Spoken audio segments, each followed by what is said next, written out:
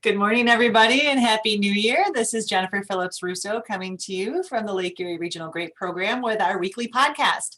Today I have Dr. Terry Bates, who is the director of the Cornell Lake Erie Research and Extension Laboratory in Portland, New York, to give us a little bit of a preview of what's out there and ready for us to use from the My Efficient Vineyard program. Well, hi, Jen. Thanks for having me on the program. Thanks for being here. So, okay, you want to just start talking about the My Efficient Vineyard? So let me share my screen because that'll be easier. First of all, congratulations on getting that SCRI project. I know that's quite a feat. Yeah, so it's it was a really good project to work on. You know, what I present to people, I mean, I was just the project leader, but this team that we had was just so phenomenal. We had cooperators across the nation. We had research trials with industry cooperators from New York to California, and it was just a great project to work on. And thankfully, we're able to continue kind of the efficient vineyard theme in a new SCRI project on vineyard nutrition with Marcus Keller out of Washington State. So things will continue there, which I'm happy to report on. Yeah, fantastic. And way to go for your work moving forward. Yeah. Okay, so you can see that my screen, I hope. I can, yes. So probably most of our growers have heard about the Efficient Vineyard Project in some way, shape, or form over the last several years with the just seminars and blog posts and everything that we've been talking about. And really, so overall, the Efficient Vineyard Project is about trying to move from uniform block management to some variable rate management, or at least variable identification of the characteristics in a vineyard, right? We know that our vineyard blocks are not uniform. They vary in differences in the soil and in vine growth and in crop level, and then that has an impact on fruit quality. So all these things kind of vary within a block. We kind of treat blocks as a uniform thing, and you manage them uniformly. We're trying to get away from that. We want to respond to the variation that's in the vineyard and try, in most cases, be more efficient or more productive with that vineyard. So there's an old saying that you can't measure, you can't manage what you don't measure. Right. and so a lot of what the project was about was measure, model, manage. So you're trying to use sensors, and a sensor can be a human being actually making observations in the vineyard. So you take those spatial measurements, you kind of model what is the pattern in the vineyard, and then you make management decisions on that. And we were fortunate enough to be able to integrate machines with that. So if we wanted to have variable rate applications with machines, fertilizer spreaders, shoot thinners, that we could do that. So I don't want to get too much into the weeds talking about all the different aspects. What I want to talk about is the My Efficient Vineyard tool. So what this is really about is how growers can work with spatial data, because we see that as a bottleneck, right? Growers can take observations and they understand sensors, or they can work with the sensor loaner program and have vineyard scanned. And then on the other end, growers are very comfortable with tractors and implements and trying to do variable rate applications, but they don't. It's the middle thing. It's the collecting, looking at, interpreting spatial data. And there are programs that are out there like ArcGIS or QGIS, or some of the proprietary ones like Ag Leader's SMS program. Awesome programs for spatial data processing, but you almost need a degree. I would say daunting for the average person. Well, those programs are really good and really powerful because they do 1,000 different functions. And we realized that at least to get into this whole area, you don't need 1,000 functions, you need like 5. Right. So the My Efficient Vineyard tool is a software platform. It's free for growers to use, and it basically does like those 5 functions. And it's a lot of we try to make it very intuitive, point and click type stuff, so that growers can just start using and getting comfortable with spatial data, and then maybe advance to those some of those other things. And this tool is live right now, right, Terry? It is live, and you can start using it. I'll go over it right now, and growers, I would love for growers to start using this and giving us feedback on what's working for them and not working for them. Okay, so if you go to the Efficient Vineyard website, so efficientvineyard.com, you're going to see this jump page, and two things I want to point out. One is this tab that says VIT News at the top is kind of like the blog post for Efficient Vineyard. And the guy who developed this web software is Nick Gunner, and his company is called Orbitus. We've been working with him for a long time. Nick started off doing web design for us for the project. And like, web design for him is like having a race car driver take your bicycle around the block for a spin. I mean, he's so talented in software development that we were wasting his talents just doing web design stuff. So we started to have him work on this My Efficient Vineyard tool. So if you want tutorials on how to use My Efficient, or the My EV tool, go to the VIT News. We've got tutorials on there, and that walks you through it. I mean, there's been a couple of occasions where I've talked to growers, hey, you should really use the My EV tool. And they go, I'm gonna need a tutorial for that. And we're like, well, just so happens we have tutorials for that. And you can find that under the VIT News. If you want to get to the My EV tool, you hit this big red button that says My EV tool. Pretty self-explanatory there. And if I can advance my slide. Okay, if you go to the My EV tool, the first thing you're going to see is this login page. So you have to have an account and log in, but it's free to use. So the account is just so that you can get into your stuff. and nobody else, right? Just you're and nobody else. So we do have like a disclaimer or a terms of, that normal terms of service stuff. This is open stuff, so you kind of use it in that way. We do everything we can so that your data is your data. We're not going to share it or anything like that. But I mean, you're putting your stuff out there on the internet. So just that is a word of caution, I guess. But you have your account and your login information, so it should be you and nobody else, and you move on from there. So there's all these different functions to the software. I'm only going to talk about the top three, which is establishing your farm, importing some spatial data, and then visualizing that data. And really that should help get you started. Like, I did a map of vine size and I pulled it into my EV and I mapped it. Wow, look at this. I have big vines on this side of the farm and I have small vines on this side of the farm, and I probably can do something about that. May I interrupt you for a quick second? Says I don't want people to get scared off if they don't have sensors, because as you were talking, like you could be the sensor. Yep. I'll talk about that in a second. Okay. Like don't tune out if you think I don't have sensors. Right. So then there's all these other these functions we're still developing, or they're more advanced functions down the road, and just don't try to bite off more than you can chew right off the start. Just, hey, I just want to build my farm and look at some data. That's it. So here's the Cornell lab in Portland. And so what you can do is, so this is my account.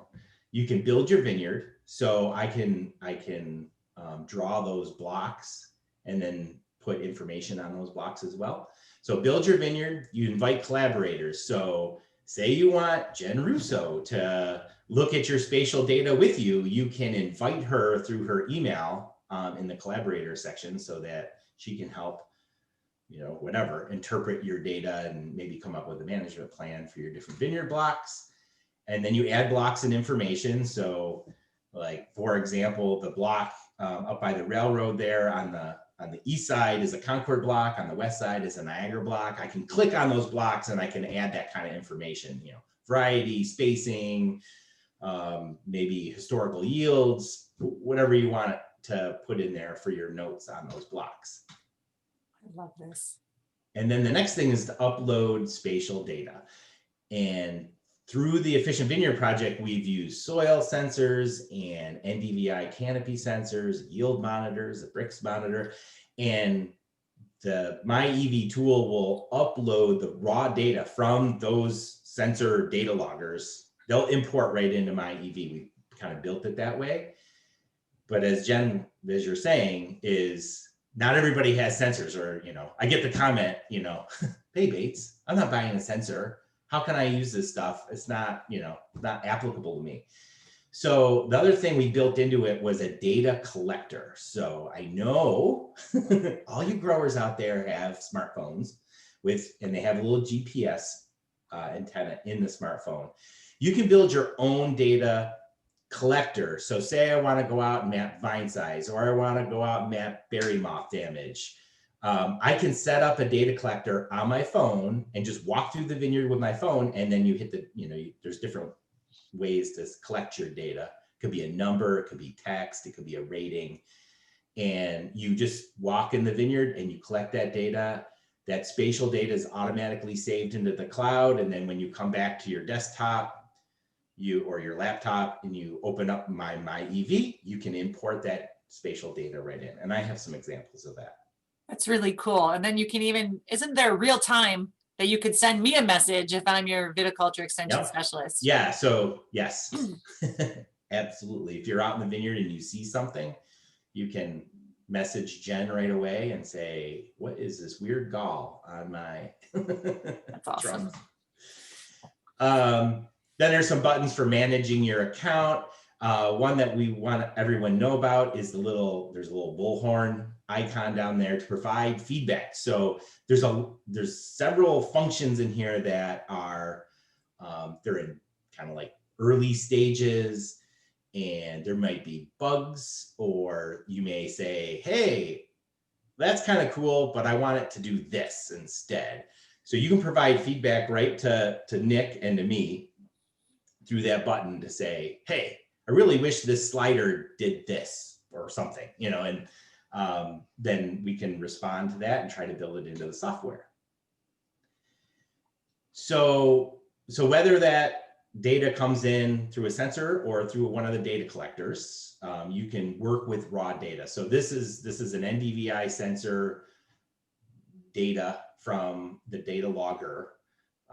So we have Scott run through the vineyard with an NDVI sensor that's hooked up to a data logger. The data logger just downloads that data and it uploads right into the My Efficient Vineyard. That's what the raw data looks like. So you import that spatial data, and then you can work with the data a little bit in terms of trimming. So sensors are still collecting data as you're driving up and down like the farm road, and that data means nothing, right? It's just junk. So you can start trimming that data out. So you're just focused on the data that's in the vineyard block. And there are little sliders and cool things that you can work with to trim that data. And then you can visualize the raw data you can add colors, and there's different ramp settings, and you can play with it all day long to kind of come up with the picture that means something to you in your vineyard. Right. And you can investigate raw data points too. So you click on a raw data point. In this particular case, the data that comes in from the data logger with the NDVI has all these headings, what was your course, your speed, what elevation you're at, all that stuff. And what we're really interested in this case is NDVI or NDRE, which are those reflective values off of the canopy. And how much green is there? And so in this case, I could just click on that one point and say, like, if you're just like, wow, that's either a really high value or really low value, I want to know what's going on there. You click on it and it'll tell you what the value is. And there's even a function in there to edit some things. Like if you know there's an error in there, you can edit some of these values. And then you can do stuff like clipping the blocks. If, I have an NDVI sensor that goes over 10 blocks on a farm, but I'm only interested in analyzing one block. Now, because I have built my farm with my blocks, I have my data, I have my blocks, I clip it to the block, and it just marries those together, and you save it, that data to that block, and then you can work with it even further. So this So might, I have a quick question, and this might be getting too deep for today's discussion, but what if I remove 2 rows? Is that gonna bother the maps and stuff that are out there, or do they just save as new maps? you can't, yes, it doesn't matter. That's awesome. And there's different ways of dealing with it. You can either redraw your block to omit those rows, or just leave your block as is. And when you do data interpolation, it'll just kind of, it'll interpolate or guess what the data should be in those rows. If it's just like a few rows out of the middle of a block, or for the end of a block, let's not get in. We'll get in the weeds on that, but I just think that this is such a cool tool. I think the point is, and thanks for bringing it up, is that it's very flexible, that you can change your farm from year to year and it's not going to mess up the data too much. That's fantastic. And there's a lot going on in the background in the way we process data that kind of maintains that consistency from year to year. I'll just leave it at that. Good. Okay, so whether or your data is coming in through a data logger. So in the case in the top image, Scott's there scanning with NDVI, and that comes through, and it's very high dense data, and we can map it and look at the different colors, and then you get an idea of the pattern in the vineyard that you can manage against. The one on the bottom is collected with the data collector. So I set one up in August. So sometime around Veraison, and I went through our railroad block and I just drove up and down in a Gator with my data logger, or my cell phone, my phone, and I rated, and you kind of have to calibrate your own eye. So in this case, I just said, I rated the canopy for vine size. If the vine was missing, it was a 0, but I had like 1 pound vines, 2 pound vines, 3 pound vines. And you could set up your data collector to just be small, medium, and large, and not really have like a number with it. You could say, oh, these are big vines or these are weak vines. And you can just have 3 settings, small, medium, large, and just go through the vineyard and say small, small, large, large, large, medium, as you're walking through.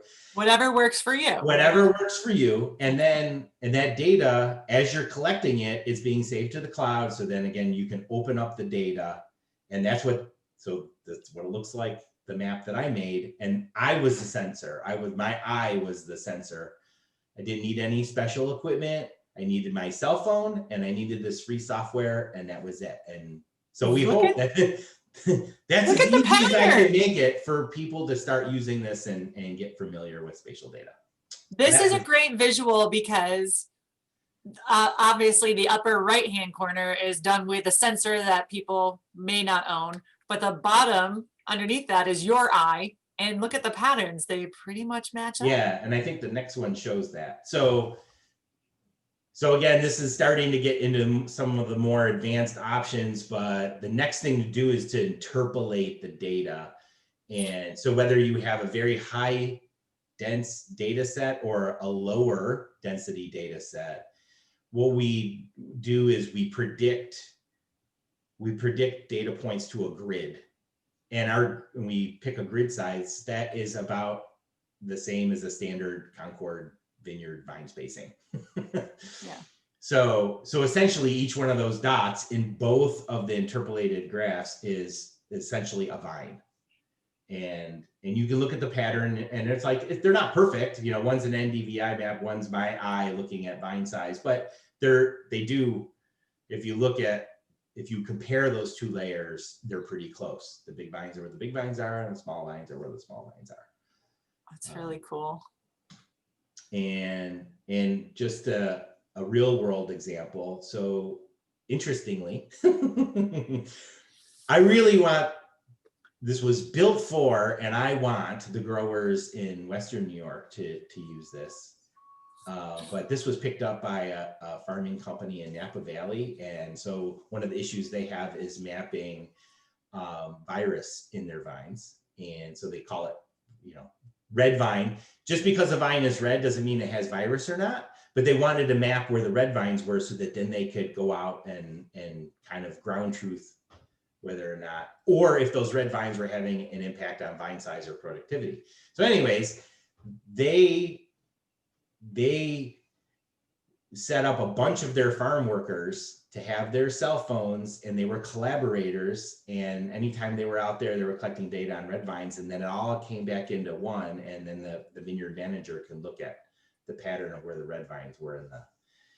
And then they're trying to Congratulations. go out and do some validation work with that as well. But so this time of year, I would say our growers could A, set up their farm, and then B, as they're out there pruning, they could be collecting pruning weight maps or missing vine maps. Or, I mean, Bob Poole used to say that the number one restriction to productivity in our region were missing vines. You know, if you have 10, 20% missing vines in an acre, you're reducing your productivity by 10 or 20%. That's, you know, that's 1 or 2 tons on a 10-ton per acre crop. So that's not nothing. Right. Broken posts, gopher holes. But yeah, all that stuff. You can, whatever you would measure spatially, you can map it now spatially. I think this is fantastic. So I think I'm going to stop there. Just Yeah. Again, give everyone an introduction of establishing your farm and kind of what we've done in terms of software development in that way. So establishing your farm, you know, establishing those blocks, putting information on those blocks, and then being able to import spatial data and trim it to those blocks that you find important and want to analyze further. And then some tools to visualize and process raw data. So there's a bunch of steps going down the road after this that what can you do once you have raw data imported and it's processed and you're visualizing and you say, hey, yeah, look, there's a gradient in this vineyard. Now what can I do? And then there's all these other tools we're trying to develop in terms of interpolation and zoning and creating management maps. And that's down the road. Well, I thank you for coming today. And I just want to let everybody else know out there that this is just the first podcast we're doing on this. We're going to invite Nick Gunner from Orbitus to come out, talk about where the tutorials on that Bit blog are so that you can actually, he'll walk you through them and you can see how easy it is. I don't want anybody to get scared of this because I think it's going to be a very powerful tool moving forward. And I'm so proud of all the work that you guys have done. Yeah, don't be scared of it. It may look a little daunting at first, but once you start playing with it, especially this time of year, days are short and nights are once you start playing with it, it's a lot of fun because it's a lot of point and click and you're dragging and building your blocks and stuff like that. So well, fantastic. Cool. Thanks for taking the time to come out and give us an overview of it. And I hope to see more coming forward. All right. Thank you very much. Let us know if you have any questions or comments, respond below or send out an email to myself and I'll make sure that Terry or Nick gets it for you. And thanks for taking the time this morning, Terry. I appreciate it. Thanks. All right, everybody. Have a great week. We'll see you next week. Bye now.